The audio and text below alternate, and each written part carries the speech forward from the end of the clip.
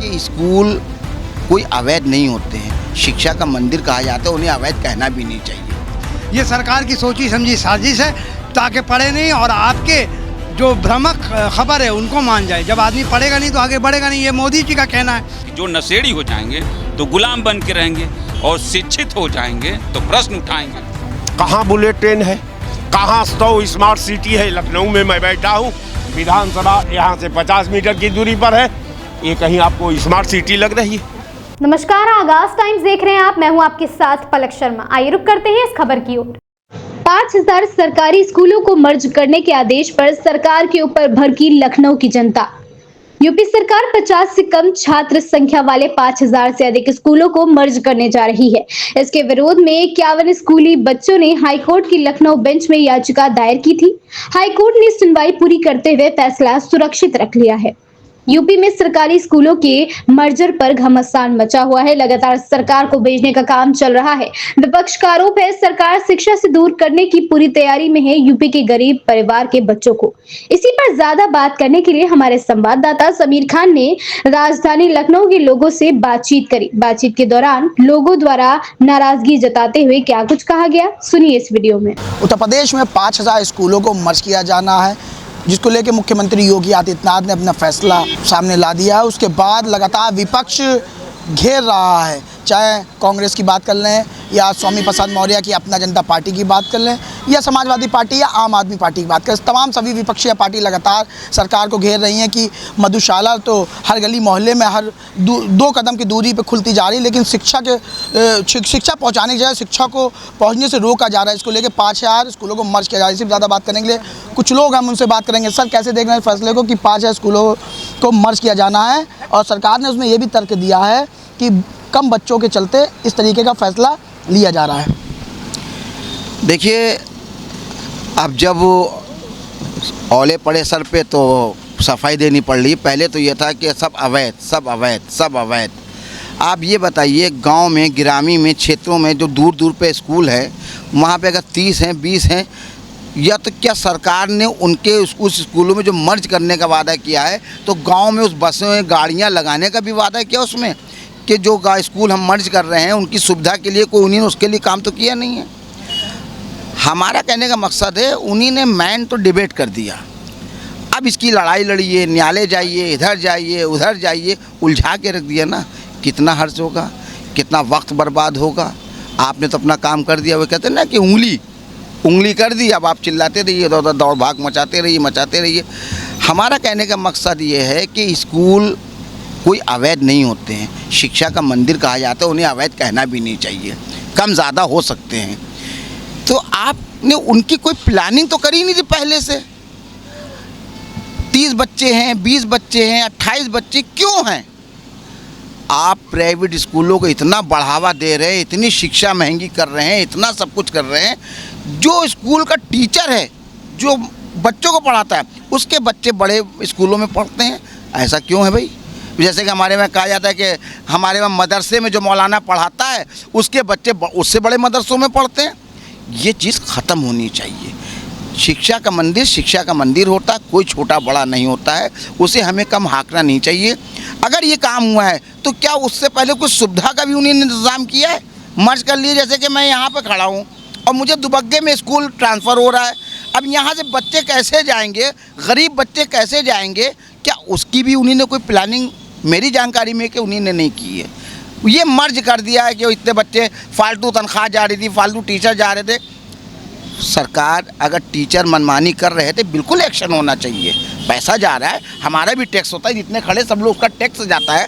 सही बात है, मनमानी हो रही थी तो उस पर नकेल कसनी चाहिए। मगर जनता को राहत देने का क्या काम किया? बाढ़ आती है, परेशानी होती है, गर्मी सर्दी सब होते हैं, बच्चे कैसे जाएंगे इतनी दूर पे, कैसे उसको करेंगे? उसकी भी हमारे हिसाब से प्लानिंग होनी चाहिए। बस यही मेरा कहना है। कोर्ट में मामला विचाराधीन है, फैसला सुरक्षित रख लिया गया अगली सुनवाई तक, लेकिन इस तरीके से ये कानून लाई है सरकार, उस पर विपक्ष का आरोप है कि बच्चों को शिक्षा से वंचित करने के लिए इस तरीके की सरकार कानून ला रही है। देखिए, ये कोई नई बात नहीं है, ये नई बात नहीं है। गरीब, कमज़ोर, दलित, पिछड़ा अगर पढ़ जाएगा तो अपने अधिकार मानेगा। उनको अधिकार नहीं देने हैं। शराब के ठेके बढ़ गए हैं, भांग के ठेके बढ़ गए हैं। आप ये देखिए जगह जगह पर उन्हीं ने जो है बेहतरीन शराब के ठेके खोल दिए हैं। बेहतरीन जगह जगह पर आपको जाएंगे, कोई उसके लिए आपको परेशानी नहीं होगी। आप दवा के देखिए कहाँ कहाँ दवा की शराब से तो राजस्व बढ़ता है ना, उससे ज़्यादा तो स्वास्थ्य में जो बंदर बाट होता है उसमें भी तो लूट होती है, उस पर भी तो ध्यान देना चाहिए। अगर इसके राजस्व को ख़त्म कर दें तो वो फिर लूट कैसे मचेगी। जो स्वास्थ्य के नाम पर जो बंदर बाट होता है, मोटी मोटी रकम लूटी जाती है, वो कैसे भी लूटी जाएगी। उसमें बंदर बाट करना है। आप जितना राजस्व स्वास्थ्य से नहीं मिलता है उससे ज़्यादा स्वास्थ्य पे खर्चा भी तो हो रहा है। इसकी क्या वजह है, ये भी तो हमें सोचने की ज़रूरत है। और मैं नहीं कहता आपको भी सोचने की ज़रूरत है, जितने यहाँ लोग खड़े सबके सोचने का चिंता का विषय है ये। शराब से आपने राजस्व बता दिया बढ़ता है, क्यों बढ़ता है। आप शराब पे सिगरेट पे लिखे भी हो हानिकारक, उसके बाद बेच रहे हो, उसकी कोई जगह मुकर्रर नहीं करी आपने। अब तो आप देखेंगे यहाँ से जाइए आपको अस्पताल नहीं मिलेंगे, मेडिसिन की नहीं मिलेगा, शराब आराम से मिलेगी। कौन सी देसी मिल जाएगी, ठर्रा मिल जाएगा, भांग मिल जाएगी। इस पे कौन बात करेगा। कब तक हम लोग हिंदू मुसलमान जातिवाद धर्म, कब तक हम लोगों को 11 साल से आपने कोई तो पहल करी होती कि हम लोग ताल ठोकते कि हाँ ये नहीं ये सही हुआ है। सब तो गड़बड़ हुआ है। आप कहते थे 70 साल का हिसाब लूँगा, 70 साल का हिसाब आपने ले तो लिया। जो कांग्रेस ने बनाया था, जो लोगों ने बनाया था, वो सब बिका जा रहा है। बिजली भी निजीकरण होने जा रहा है। ये बहुत हसास मामला है, बहुत गंभीर मामला है। इसे सोचने की ज़रूरत है। आज बिहार में जिस तरह से लोग परेशान हो रहे हैं, बाढ़ से परेशान हैं, आप दस्तावेज़ मांग रहे हो, सर्वे हो रहा है, लोगों के पास कुछ नहीं है। हमें क्या वो हमारे भारतीय नागरिक नहीं? अगर नहीं मिलता है तो उनको वोट देने से वंचित किया जाएगा। जो उनकी जो सुविधाएं हैं उन पे भी आफत आएगी। ये बहुत बड़ा गंभीर मामला है। इसे तफरी से नहीं, दिल और दिमाग से दोनों से सोचने की ज़रूरत है। हम आपका फिर आएंगे। कैसे देख रहे हैं जो सरकारी विद्यालयों को मर्ज किया जा रहा है, लगभग 5 विद्यालयों को?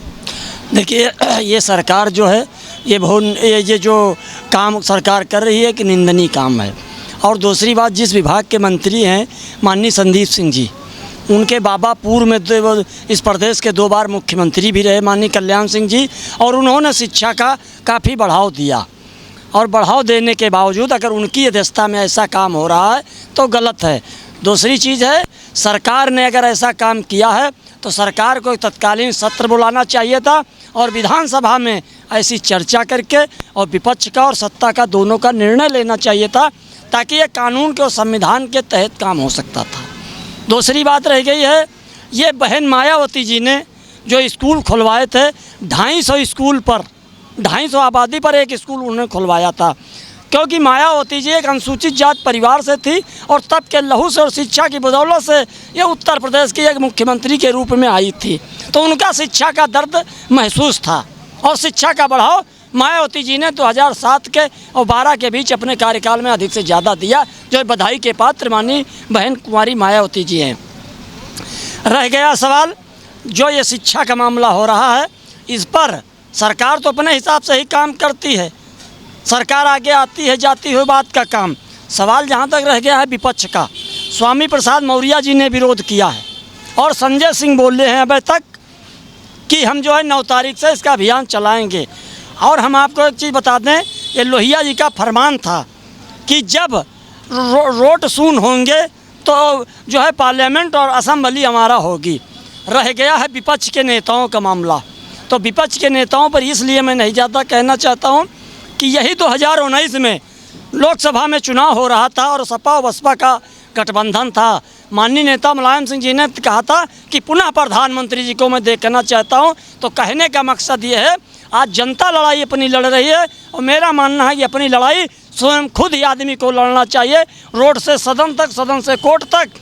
बाकी विपक्ष के लोग जो है CBI से अधिक से ज़्यादा डर है, जो सरकार ऐसा कानून लाई है। हम लोग सरकार से मांग करेंगे लगा के सदन से रोड तक और कोर्ट तक जो 250 बच्चों स्कूल बने हैं और जो ये सरकार प्लानिंग बंद करने की कर रही, ऐसा हम लोग नहीं होने देंगे। क्योंकि एक बाबा साहब ने कहा था और मुफ्ती सही साहब ने कहा था कि शिक्षा का वो दूध शेरनी का है जो हर जगह दहाड़ेगा, हर जगह मुकाम हासिल करेगा और हर जगह पर जो है कामयाबी चलेगी। तो इस कहने का मकसद है ये जो सरकार कानून लाई है इसका हम विरोध करते हैं और ये जो है शिक्षा की बदौलत से आज हिंदुस्तान सोने सीबीआई की बात करी कि सीबीआई से डरे हुए विपक्ष के नेता, क्या लग रहा है विपक्ष के नेता घोटालेबाज हैं क्या जो सीबीआई से डर रहे हैं? अरे तो बच्चा मानने और क्या, हमको एक चीज़ बता दीजिए, आज अगर समाजवादी पार्टी कहीं रोड पर लड़ाई लड़ी हो तो हमको आप बताइए सदन से ही टूट करते रहे कि हम जो है ये करेंगे वो करेंगे। कहीं विपक्ष के पास यही काम रहा, कहीं जो है रामलाल सुमन, कहीं रामलाल कहीं सुमन और कहीं जो है औरंगजेब और कहीं जो है वो तुम्हारे राणा सांगा और कहीं जो है वो संभल और कहीं ये जो है अयोध्या इटावा वाला, यही विपक्ष का काम रहा। तो क्यों नहीं विपक्ष जो है रोड पर उतर रहा? विपक्ष खुद सबसे ज़्यादा नंगा। जिस दिन विपक्ष अपने पर रोड पर उतर लेगा उस दिन सरकार को विपक्ष के इशारे और अनुमति पे चलना पड़ेगा। क्या लग रहा है विपक्ष जिससे आपसे आरोप लगाने विपक्ष के ऊपर, लोग सरकार के ऊपर आरोप लगाते हैं, ये विपक्ष के ऊपर लगा रहे हैं? इनके बारे में कोई टिप्पणी नहीं करना है, मुझे सरकार से बताना है कि आपने 17-18 में 28,000 सरकारी स्कूल को मर्ज किया था, जिसमें से 28,000 प्रिंसिपल की नौकरी गई और टीचर्स की गई। 4 साल में ये सरकार ने 42 लाख बच्चों ने स्कूल छोड़ दिया है और आप ये 5,000 मर्ज करने जा रहे हैं। तो इसका मतलब ये हुआ कि आप जो हमारे जो राइट टू एजुकेशन है वो 1 किलोमीटर के दायरे में होना चाहिए बच्चों का स्कूल, और आप 3 किलोमीटर कर रहे हैं, तो बच्चा वैसे ही स्कूल नहीं जा पा रहा तो और नहीं जाएगा। यानी आप 27,000 स्कूल टोटल बंद हो जाएगा। इनकी सरकार में 84,000 स्कूल बंद हुआ है 10 साल में, और ये जो सरकार है योगी वाली वो आए दिन स्कूल बंद किए जा रहे हैं। अब आप बताइए जो आपका ड्रॉप आउट रेट है वो महोबा का 15% है और हमीरपुर का आप जाके 11% है और आपका जाके बांदा में भी यही रेट है। इसके अलावा जो टॉप 5 है उसमें आपका एटा में 925 स्कूल बन होंगे, फतेहपुर में 565 स्कूल बन होंगे, लखनऊ में 445 स्कूल बन होंगे और सुल्तानपुर में 444 स्कूल बन होंगे। उसके बाद आपका प्रयागराज में 400 स्कूल बंद होंगे और आपका जाके झांसी में 159 स्कूल बंद होंगे और 106 स्कूल बांदा में बंद होंगे। तो ये सारे स्कूल बंद हो जाएंगे और शराब खाना खुला जा रहा है, स्कूल बंद किया जा रहा है। लोग कहाँ से पढ़ेंगे? गवर्नमेंट चाहती है कि बच्चे पढ़े नहीं, जब पढ़ेगा नहीं तो आगे बढ़ेगा नहीं।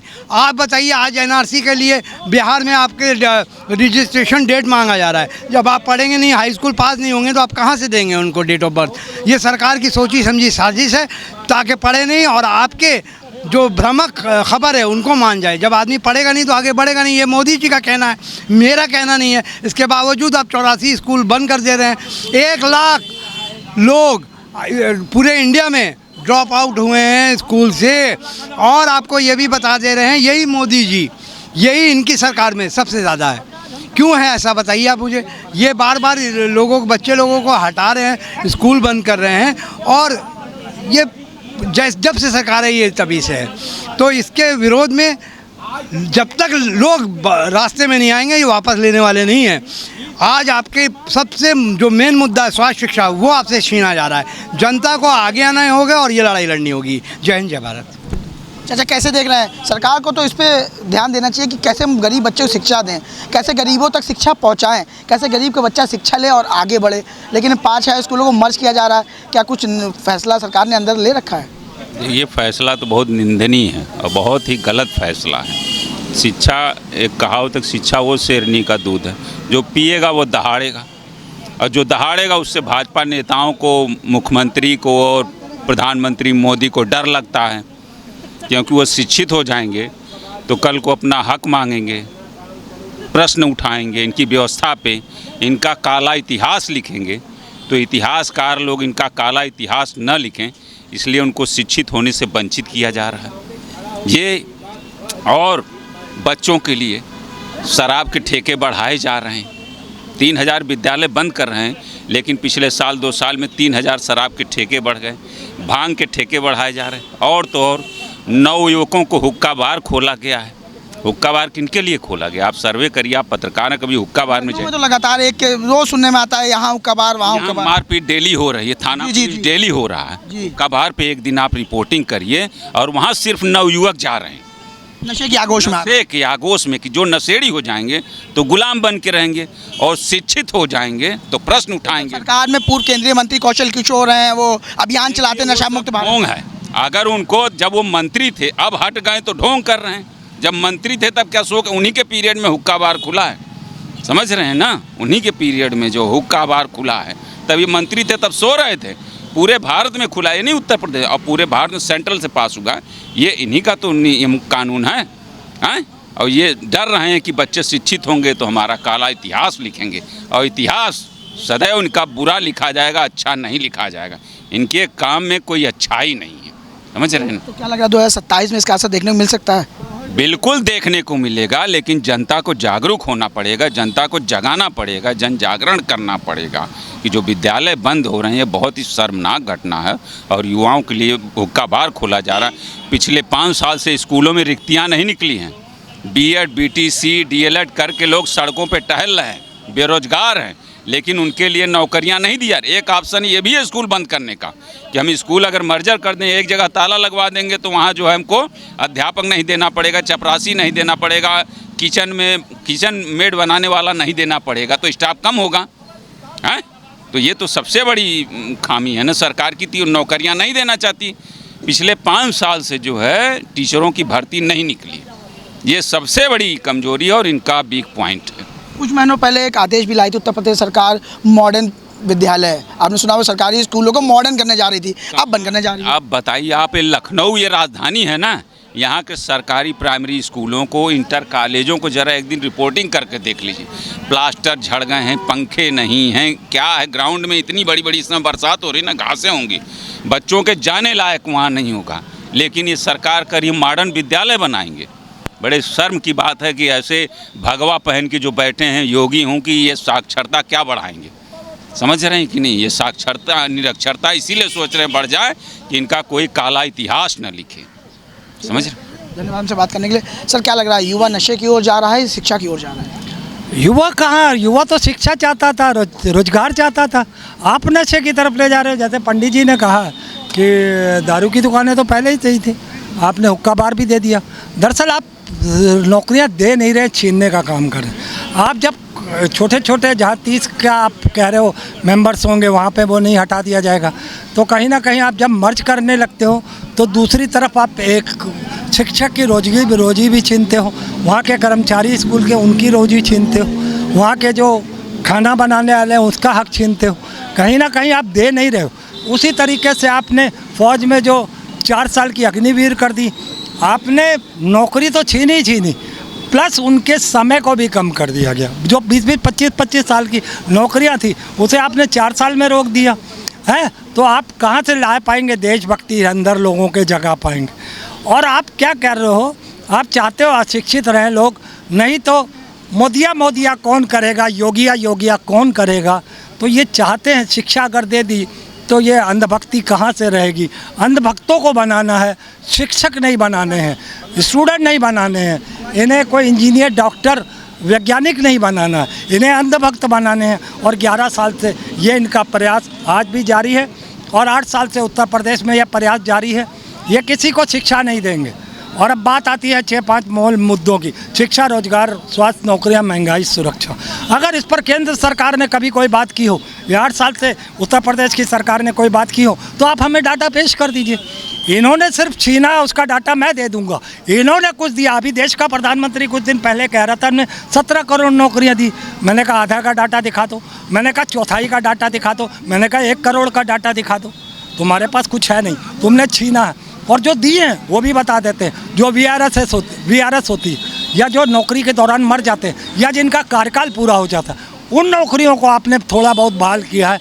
उसी को आप अगर नौकरी देना कहते हैं तो फिर जो रिटायर हुए हैं उनकी तो उसकी जगह पे फिर कौन काम करेगा?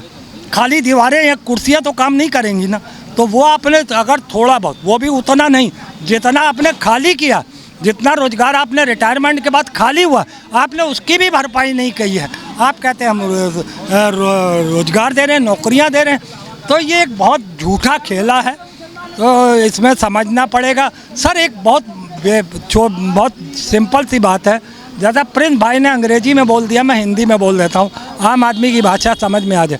जैसे मर्ज किया गया स्कूल को, अगर जो स्कूल आपके घर से दूर है, पति या पत्नी माँ या बाप गए अपने बेटे को वहाँ पे छोड़ाए और 8 बजे स्कूल भेजा, 12 बजे आप ले गए, 10 कदम पे स्कूल आप लेके चले आए अपने बच्चे को, पति चला गया, बाप चला गया या माँ चली गई। अब क्या हो रहा है, आपने उस स्कूल की दूरी बढ़ा दी। तो क्या गांव में जो यातायात के साधन वैसे ही मुश्किल से होते हैं, तो क्या आप उनके लिए फ्री बसेस की या फ्री वैन की व्यवस्था करेंगे? आप कम से कम उतना ही कर देंगे। तो जो माँ बाप जाके अपने बच्चे को छोड़ आते थे, अब उन्हें दूर सफ़र करना पड़ेगा। और आप ये समझ लीजिए, एक बारी वो जाएगा, एक बारी लाएगा, फिर जाएगा, फिर लाएगा। जब गरीब व्यक्ति अपने बच्चों को पढ़ाता है सरकारी स्कूल में, उसके पास सरकारी स्कूल में पढ़ाने का पैसा है, प्राइवेट में नहीं है, तो क्या लग रहा है आपको अपने पैसे से 3 किलोमीटर दूर, 4 किलोमीटर दूर की दूरी तय करके बच्चे को पढ़ने भेज पाएगा? क्योंकि बच्चे जिस तरीके सरकार ने बोला है कि बच्चे कम हैं इसलिए स्कूल को मर्ज किया जा रहा है। बच्चे बढ़ाने की बात नहीं की है, कम है तो स्कूल मर्ज करने की बात सरकार कर रही है। ये निजीकरण की बात है सर, ये निजीकरण की बात है। अब आप ये इलेक्ट्रिक विभाग को ले लीजिए, ये निजीकरण कर रहे हैं और बंदूक चला रहे हैं अधिकारियों के ऊपर कि अधिकारी भ्रष्टाचार हैं। आप खुद एक भ्रष्टाचारी बैठे हुए, आप ये चाहते हो कि अडानी अंबानी जैसे किसी कॉरपोरेट जगत को दे दिया जाए और एक मोटी रकम खाई जाए। क्यों खाएं ये अधिकारी, क्यों खाएं कर्मचारी? तो अगर वो लुटेरे हैं तो आप उन पर सख्ती करिए, निजीकरण थोड़ी कर सकते हैं। इसी तरीके से अगर आप प्राइवेट स्कूल में जाते लेके तो कहाँ कर पाएगा? अगर सरकारी स्कूल है तो मैंने कहा ना, सरकार उस चीज़ की व्यवस्था करे, उनके भोजन पानी की, उनके आने जाने। एक मिनट भैया, आप पीछे हट जाइए, आप डिस्टर्ब कर रहे हैं। तो वो आप कैसे कर पाएंगे? आप ये बताइए, जो गृहिणी है, घर में महिला काम करती है, वो अगर 4 चक्कर रोज़ इसी तरीके से अपने बच्चे के लिए लगाएगी, उसे पता था कि आज हमारे बेटे का भविष्य है, क्योंकि 4 कदम पे मेरे बेटे का या मेरी बेटी का स्कूल दिखता है मेरे को घर से, वो जाएगा, लेगा, छोड़ आएगा, ले आएगा, ले आएगा, छोड़ आएगा, ले आएगा। मगर अब आप इतनी दूर कर देंगे तो सारी व्यवस्था भी प्रोवाइड करा दीजिए, कम से कम वैन, बस और उनके खाने पीने की, उनकी फ्री शिक्षा हो। अच्छा, बच्चों की तो मुझे लगता है कि कम से कम हाई स्कूल तक तो, चाहे वो केंद्र की सरकार हो चाहे स्टेट लेवल की सरकार हो, हाई स्कूल तक तो फ्री शिक्षा और फ्री उनके लिए, अगर वो दूर स्कूल है तो उनके लिए जाने के संसाधन भी जुगाड़ करने चाहिए। मगर इस सरकार ने 11 साल में सिर्फ छीना ही छीना, दिया कुछ नहीं है। 8 साल में प्रदेश सरकार में सिर्फ छीना ही छीना है, दिया कुछ नहीं है, क्योंकि इन्हें अंधभक्त चाहिए जो मोदिया योगिया करें और कुछ नहीं। ठीक है, हम और लोग भी उनसे बात करेंगे, उनके पास चलेंगे। भैया, कैसे देख रहे हैं आप जो 5 स्कूलों को प्राइवेटेशन किया जा रहा है, मर्ज किया जा रहा है, सॉरी? देखिए, सरकार का गाइडलाइन है, उसमें हम क्या कर सकते हैं। सरकार अपना गाइडलाइन जारी जो कर रही है वो अच्छे के लिए ही कर रही है। पिछली भी सरकारें ने जो भी किया वो भी अच्छा किया, आने वाली भी सरकारें जो आएंगी वो अच्छा करेंगी, इसमें हम कुछ कह नहीं सकते। सरकार अपना गाइडलाइन जारी करिए, सरकार अपना जो भी काम करिए, इसके लिए हम सरकार को धन्यवाद देंगे।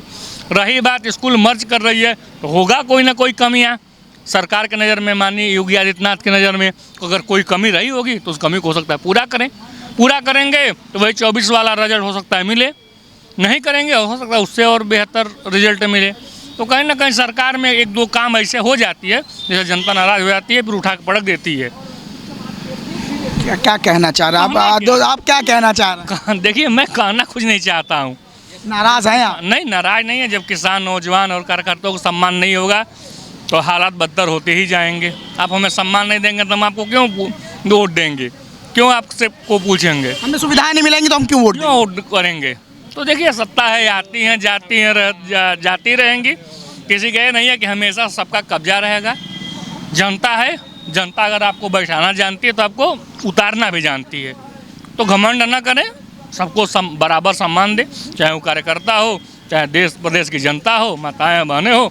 अभी देखिए, आजकल बहुत ज़्यादा ट्रेंड चल रहा है, थानों में नहीं सुना जा रहा है, अस्पतालों में बेड नहीं मिल पा रहे हैं। तो कम से कम सरकार उस पर फोकस करे। जांच तो लगातार विपक्ष कह भी रहा है सरकार को, कहेगा ही ना, जब कमियां रहेगी तो कहबे करेगा। विपक्ष कहना चाहिए, विपक्ष जितना मजबूत होगा उतना अच्छा रहेगा। तो जो भी कमियां है सरकार उस पर ध्यान दे। स्कूल बंद करने का क्या फ़ायदा होगा? कोई फ़ायदा तो हमें नहीं नज़र आ रहा है, कोई फ़ायदा हो जाएगा। यह है कि गांव से बच्चे 2-3 किलोमीटर दूर जाएंगे आएंगे, कोई सुविधा ना मिल पाए, चाहे कोई बात हो जाए। तो इसलिए सरकार की गाइडलाइन है, सरकार अपना काम करे, लेकिन जनता को क्या करना है वो जनता तय करेगी। ठीक, हमसे बात करने के लिए एक चाचा और हैं, उनके पास चलेंगे, उनसे बात करेंगे। सर, क्या लग रहा है उत्तर प्रदेश में? 2 शब्द हम आपसे जरूर पूछना चाहेंगे, 2 शब्द जरूर सुनेंगे हम आपसे, चाहे कोई हो, आपको 2 शब्द बोलने पड़ेंगे। सरकार को शिक्षा देना ज़रूरी है कि शिक्षा छीनना ज़रूरी है? भाई ये तो सरकार खुद ही जानती है कि हमको शिक्षा देना सरकार का दायित्व है। सरकार अपने दायित्व का निर्वहन करे। अगर सरकार ये मानती है कि नहीं भाई पढ़ाई नहीं चल रही थी, तो सरकार आज ही तो चाल लिया नहीं है।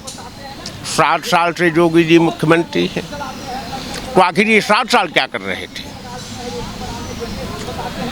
ऐसा नहीं था कि इन्होंने शिक्षा नीति में परिवर्तन नहीं किया है, तमाम नीतियों में इन्होंने परिवर्तन किया है। तो आखिर नीतियों का जब आपने परिवर्तन किया है तो उसका रिजल्ट क्या आया है? आपने एक बार नहीं भाई, 5 साल का कार्यकाल बीत गया, कोई भी अगर प्राइमरी पाठशाला पर इन्होंने सवाल उठाया है तो बता दीजिए। शिक्षा में खामियों का कोई बात आई हो तो इसका बता दीजिए।